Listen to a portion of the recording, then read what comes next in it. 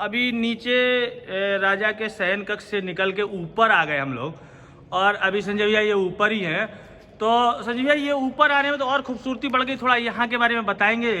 ये देखिए पूरा महल है, इसके बारे में अभी संजय भैया से पूछते हैं। जी बताइए संजय भैया।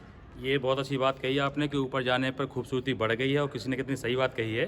किसी जगह की खूबसूरती देखनी है तो उस जगह से आप कुछ ऊपर हिस्से में चले जाओ तो और खूबसूरत चीज़ें दिखती हैं, आपको नज़र आती हैं जी।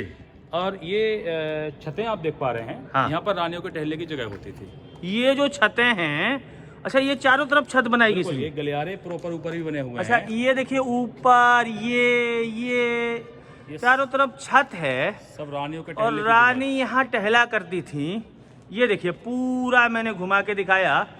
ये जो छत है इस टाइप से छत बनी थी, ये देखिए ऐसे। तो इस पे रानियाँ यहाँ टहला करती थी चारों तरफ महल के। और इसी के सामने एक ये बरामदा है, यहाँ पर रानी अपने दासियों के साथ में बैठती थी। अच्छा हाँ, ये जो बरामदा है, यस, यहाँ दासियों के साथ रानियाँ बैठती थीं। और एक खिड़की भी दिख रही है आपको पीछे, इसके बारे में भी कुछ बताना चाहता हूँ। मैं पिछली बार आया था तो कुछ इसके बारे में पहुँच के बताता हूँ मैं वहाँ थोड़ा आगे, कि ये कि खिड़की जो बनी हुई है, और ये खिड़की देखिए, ये देखिए ये जो खिड़की बनी हुई है, ये ऊपर दासियों के साथ रानी बैठती थी। और ये देखिए ये अलग खिड़की है, और इस खिड़की में अगर हम कैमरा लगाते हैं तो ये देखिए सामने चतुर्भुज मंदिर दिख रहा है। ये देखिए चतुर्भुज मंदिर दिख रहा है।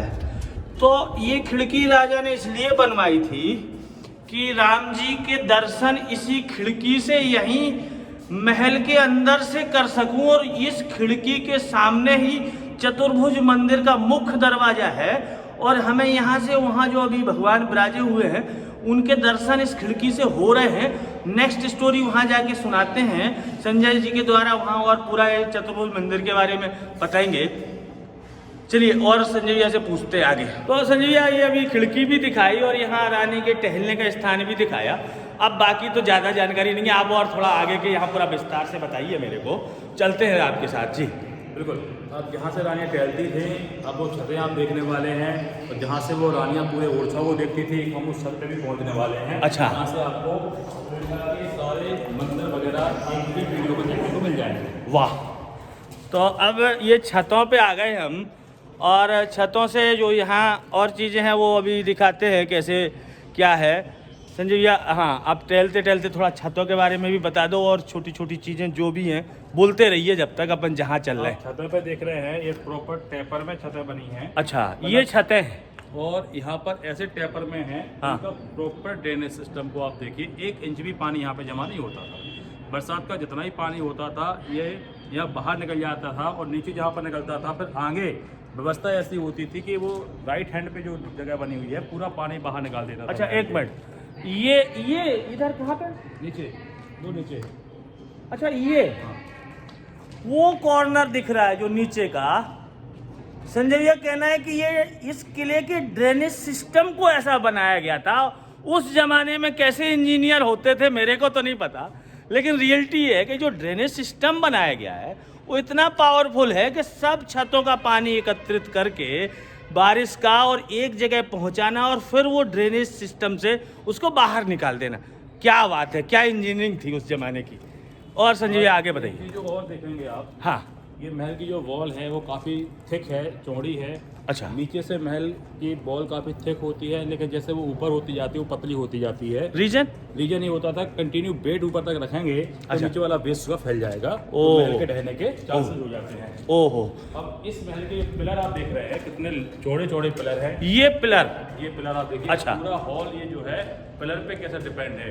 Yes। जो आर्च यहाँ पर बने हुए हैं, हाँ अच्छा। ये मल्टीपर्पज जैसे आर्च है, इनका वेट जो है वो डिस्ट्रीब्यूट बोथ साइड में ऐसा हो रहा है। अच्छा। फिर दूसरी चीज एक और मैं आप लोगों को बता दूं कि इस महल में जो मटेरियल है, हाँ। उसमें चूना है, उड़द की दाल है, गुड़ है, बेल है, मेथी दाना है, इस प्रकार की चीज़ों को आपस में मिलाते थे। अच्छा। तो जो चीज़ निकल के उसके सामने आती थी वो मसाला ये आपकी आंखों के सामने है। देखिए आज का सॉल्यूशन और पिछले सॉल्यूशन, ये भी एक्चुअल केमिकल है और ये भी केमिकल है। उस जमाने में ऐसे सीमेंट की जगह इस चीज़ का उपयोग किया जाता था, और आज 100 साल 500 साल तक वो केमिकल या वो सॉल्यूशन पे बनाए हुए घर, ये राजा के महल अभी भी खड़े हुए हैं, और आज के सॉल्यूशन में कितना अंतर है। डिफाइन तो अब संजय भैया खुद ही कर दिए हैं। तो ये चूना के साथ जो अन्य चीज़ें मिलाई जाती थी, इसको संजय भैया क्यों मिलाएगा, तो कुछ इसके बारे में बता सकते क्या? बिल्कुल, चूना और गुड़ क्या करता है, आपस में मिलता है जब तो वो लोहा का काम करता है। अच्छा। इसमें उड़द की दाल है, वो लोच का काम करती है, चिकनाहट लाती है। अच्छा। तो जो वेल होता है वो भी चिपचिपा होता है थोड़ा सा पदार्थ, तो उसको वहाँ से लगाओगे आप लोग तो ये सारी चीज़ों को वार्न कर देगा। तो फिर मेथी दाना जो होता है, मेथी दाना को आप जानते हैं, उसका एक स्वाद होता है, उसके जो जम्स होते हैं हमारे पेट के अंदर, मेथी दाना खत्म करती है। तो इसका मेथी दाना इसके अंदर होगा तो इसके अंदर जम्स नहीं लगेंगे, मतलब इस प्लास्टर में कोई झड़ाव नहीं हो सकता है, इसी प्रकार का कीड़ा ही लगेगा इसके अंदर। अच्छा। इस प्रकार से जो है वेल प्रिजर्व यहाँ पर होता था। ये सारी चीज़ें आपस में आपको प्रकृति से मिलती थी, और इस चीज़ों को प्रकृति के द्वारा ये बनाया गया था। दैट्स व्हाई रीजन के अभी देखिए खड़ा हुआ है, क्योंकि आप जानते हैं चूना और पत्थर की कोई एज होती नहीं है। आज जो सीमेंट हम यूज़ करते हैं उसकी अपनी एक एज होती है। जी जी। तो ये एज मतलब 500 साल से ज़्यादा, कितने पुराना? ये हाँ, इसकी लाइफ की हम चर्चा कर रहे थे, काफ़ी लाइफ होती है इनकी। तो ये पैलेस का निर्माण 1501 में हुआ था। आप समझ सकते हैं कि महल को बनाए हुए भले ही काफ़ी सारा वक्त लग गया था, फिर भी ये 500 साल पुराना महल आपकी आंखों के सामने है, आज तक सुरक्षित खड़ा हुआ है, जो कि आप इस वीडियो के माध्यम से देख पा रहे हैं। कहीं से महल ढहा हुआ आपको समझ में नहीं आएगा है। जो भी ये वीडियो को देख रहे हैं वो कभी ओरछा भी आकर देखेंगे तो इस महल में जब प्रवेश करेंगे तो उनको आपको लगेगा कि एक महल, एक जो वीडियो बनाया गया था मिस्टर अनिल जी के द्वारा, वो वाकई में एक बहुत एक कारगर वीडियो बनाया गया था, जिसको हमने अपने घर देख के अपनी एक मानसिक यात्रा ओरछा की है। और वो एक यात्रा जब आप ओरछा घर में बैठ के देखेंगे फिर आपका मन करेगा कि क्यों ना उस जगह को हम जो अपनी आंखों से देख करके। नहीं, निश्चित है। आपकी बातें सुन के संजय भैया ना, और आपकी जो नॉलेज आपने जो दिया है, और ये जो सीमेंट के या जो ये यहाँ जो लगाया गया है ये सॉल्यूशन, जो रॉ मटेरियल, उसकी जो आपने पूरी एक व्याख्यान किया है, वाकई लोगों तक जानकारी ऐसे लोग दे नहीं पाते हैं।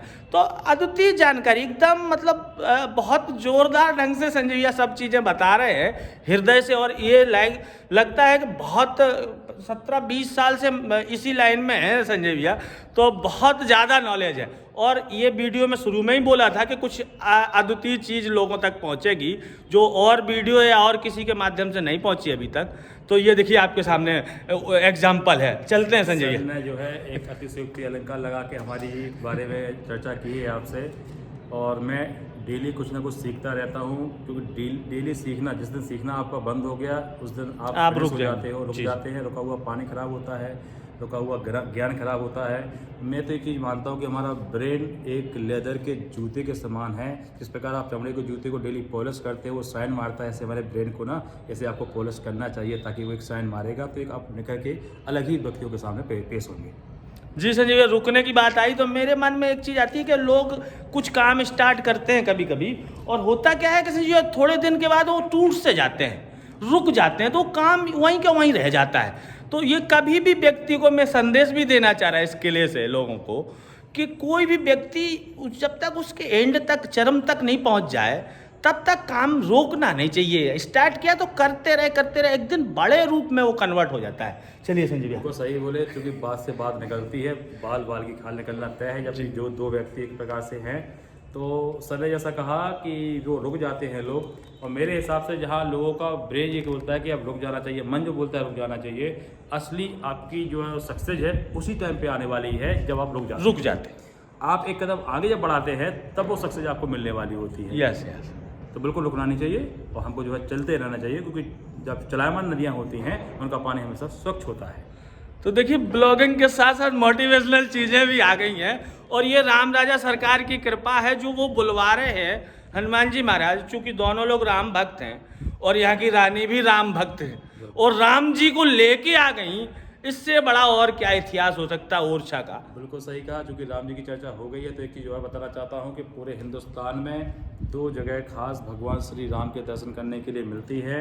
एक अयोध्या है, जहाँ राम जी को एक लला के रूप में जानते हैं, हम राम लला बोलते हैं। एक ओरछा है जो बुंदेलखंड को सेकंड अयोध्या हिंदुस्तान की माना जाता है, यहाँ पर वो राजा के रूप में है। इसलिए एक हमारे यहाँ चौपाई लिखी हुई है राम राजा मंदिर, और उसके बाहर सर्वव्यापक श्री राम के दो निवास हैं खास, दिन ओरछा में रहत शयन अयोध्यावास। देखिए, संजय भैया ने बोली कि दिन में तो भगवान ओरछा में रहते हैं, और रात्रि में विश्राम करने के लिए अयोध्या जी चले जाते हैं, तो वो कार्य भी यहाँ हनुमान जी महाराज करते हैं। इसलिए मैं कहता हूँ कि हनुमान जी से लोग जुड़े रहें और नित्य हनुमान चालीसा का पाठ करते रहें। ये मैं बार बार बोलता रहूँगा और लोगों को प्रेरित करता रहूँगा। अगर राम जी से जुड़ना है और राम जी तक मिलना है, राम जी के दर्शन करना है, तो हनुमान जी की सेवा में लग जाइए। संजय भैया, जय श्री राम। जय श्री राम। देखिए, अभी हम छत पे घूम रहे थे और संजय भैया से काफ़ी विस्तार से मोटिवेशनल चर्चा हुई, और उसी क्रम में हम छत पे निकल के आए दूसरी तरफ ये, और इसी छत से मैंने कैमरा लगा दिया सामने। ये सामने चतुर्भुज मंदिर दिख रहा है, और चतुर्भुज मंदिर के बगल में ना भगवान राम राजा सरकार का स्थान दिख रहा है वाइट। और मैं थोड़ा जूम करता हूँ जिससे आप लोगों को एकदम स्पष्ट दिख जाए और आप लोगों तक ये एक स्पेशल दृश्य पहुँचे। ये देखिए पूरा ओरछा है, और ये लेफ्ट साइड में ना चतुर्भुज मंदिर है। अगर आप वैसे देखेंगे तो राइट हैंड हो जाएगा, तो ये बड़ा ऊंचा सा दिख रहा है, ये चतुर्भुज मंदिर है। और उसके जस्ट बगल में वाइट और पिंक कलर में जो पुता हुआ दिख रहा है, ये राम राजा सरकार मेरे प्रभु का ये स्थान है, जो ओरछा से आके अयोध्या से आके ओरछा विराजे हुए रामलला राम राजा सरकार। वो उनका दर्शन अंदर चूँकि अलाउड नहीं है, मैं बार बार बोल चुका हूँ, लेकिन ये देखिए पूरा जूम कर दिया, ये राम राजा का मंदिर और ये बगल में चतुर्भुज। अब बाकी चीज़ें वहाँ चल के भगवान जैसी प्रेरणा देंगे, बताएंगे। जय श्री राम।